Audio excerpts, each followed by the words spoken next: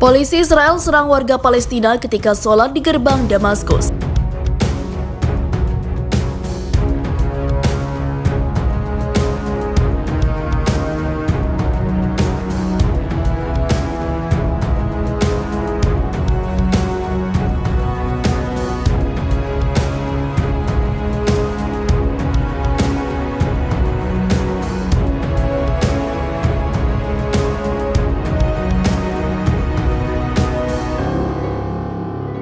Polisi Israel dilaporkan telah menyerang sejumlah warga Palestina yang tengah menjalankan ibadah sholat di luar gerbang Damaskus, Yerusalem Timur.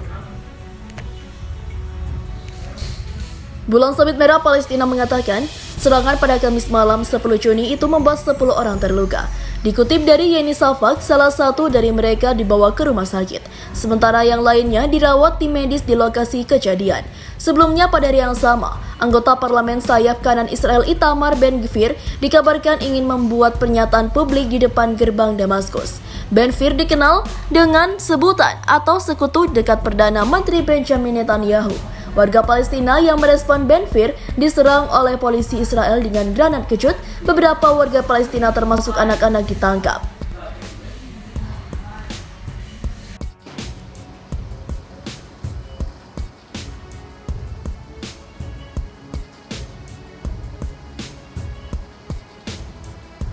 Imbas gerakan tagar, Block the Boat kapal-kapal kargo Israel bingung cari tempat bongkar muatan.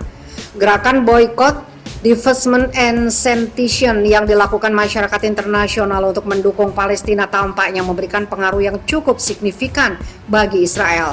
Salah satu gerakan yang dilakukan adalah kampanye tagar Block the Boat. Itu merupakan upaya para pekerja di pelabuhan untuk menolak membongkar muatan kapal-kapal Israel, seperti yang dialami oleh perusahaan pelayaran terbesar Israel, ZIM. Kapal-kapal kargo milik ZIM harus menelan kerugian yang tidak sedikit setelah para pekerja pelabuhan menolak untuk membongkar muatan mereka.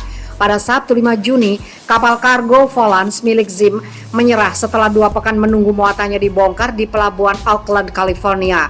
Menurut koalisi Act to Stop War and Regime, para pekerja pelabuhan internasional Longshore and Warehouse Union menolak untuk membongkar muatan karena agresi yang dilakukan Israel terhadap warga Palestina selama 11 hari pada bulan lalu.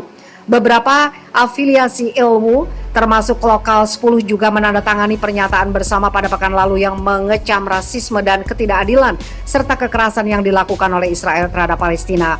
Akibatnya, ZIM kehilangan jutaan dolar setiap harinya ketika menunggu di Teluk San Francisco sembari mencari pelabuhan lain untuk membongkar muatan. Karena kendala operasional dan penundaan yang lama di pelabuhan Auckland dan untuk memenuhi jadwal keberangkatan di timur jauh, kami akan mengunjungi pelabuhan pantai barat Amerika Serikat lainnya sampai pemberitahuan lebih lanjut, kata ZIM seperti dimuat Middle East A.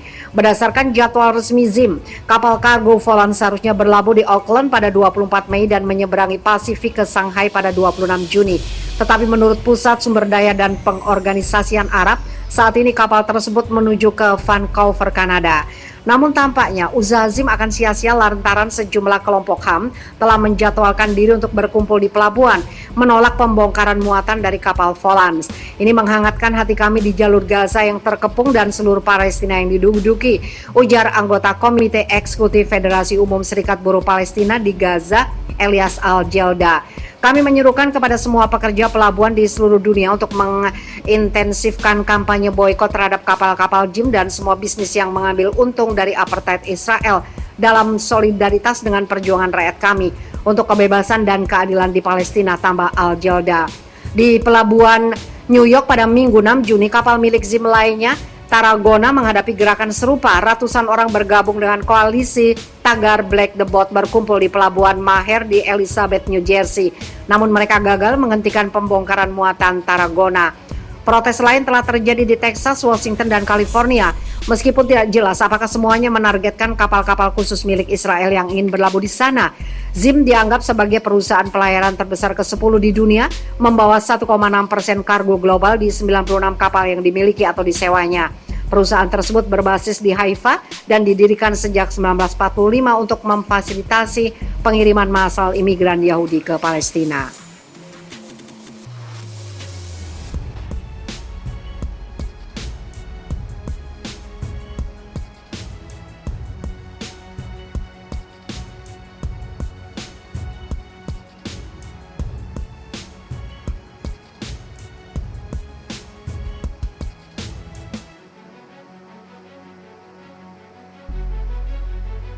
Layaknya pahlawan, inilah regu penjinak bom Palestina yang bekerja tanpa alat pelindung.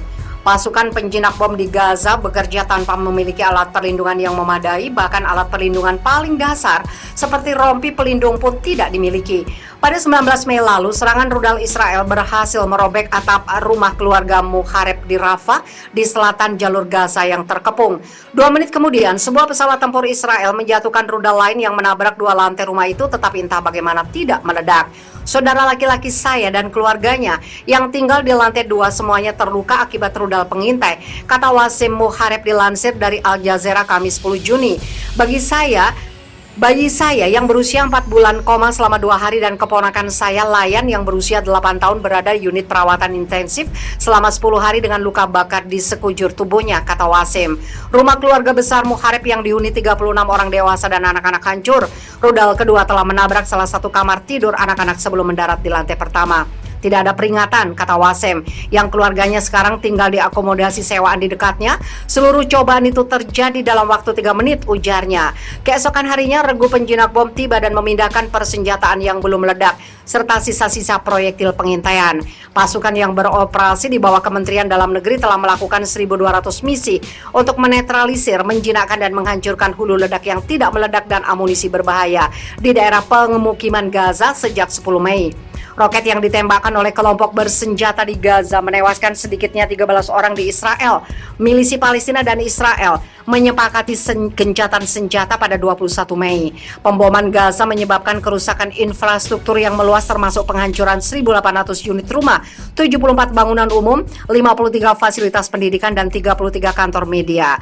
Kerusakan pada pabrik desalinasi air juga telah menyebabkan lebih dari 250.000 warga Palestina tanpa air minum bersih. Kapten Mohamed Megdad, seorang insinyur bahan peledak di Kementerian Dalam Negeri Gaza, mengatakan bahwa 70 orang regu penjinak bom tidak menjadi korban selama pekerjaan mereka sejak 10 Mei, meskipun kekurangan peralatan pelindung vital. Tim tidak memiliki rompi pelindung atau peralatan berteknologi tinggi yang dapat mengungkap keberadaan bahan peledak, kata Megdad. Mereka hanya memiliki peralatan sederhana seperti kotak peralatan yang dapat ditemukan di hampir setiap rumah, ungkapnya. Megdad menuturkan bahwa masuknya peralatan pelindung yang digunakan oleh tim penjinak bom di Gaza telah dilarang sejak blokade Gaza 13 tahun lalu. Karenanya resiko utama yang terkait dengan pekerjaan selama serangan Israel adalah kemungkinan bahwa tim dapat menjadi sasaran.